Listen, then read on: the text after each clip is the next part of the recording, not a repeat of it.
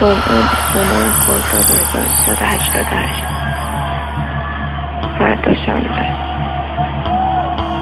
فردا روز سرمایه سازی. امشب صدای الله اکبر بلندتر و بلندتر از شب‌های قبل شنیده میشه. اینجا کجاست؟ اینجا کجاست که همه چیز روش بسته شده؟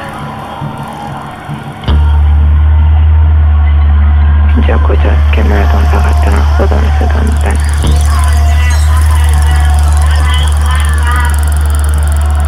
اینجا کجاست که هر شب صدای الله اکبرش بلندتر و بلندتر میشه؟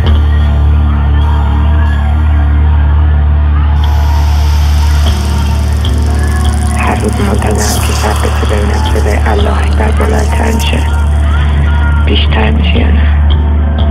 تن من میلرزه، نمیدونم خدا هم میلرزه یا نه. اینجا کجاست که ما اینقدر مظلوم گیر افتادیم؟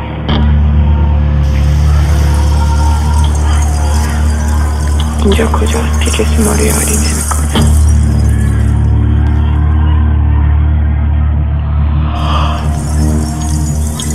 اینجا کجاست که ما فقط با سکوت خودمون داریم صدامون رو به گوش دنیا میرسونیم؟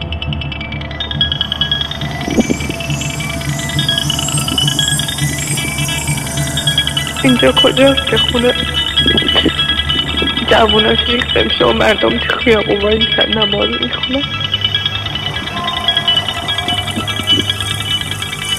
روی همون خونه وای میسن نماز میخونن؟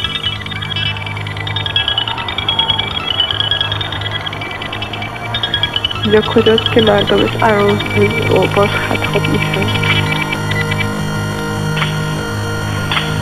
اینجا کجاست؟ میخوایم بگم اینجا ایرانه، اینجا سرزمین من و توه.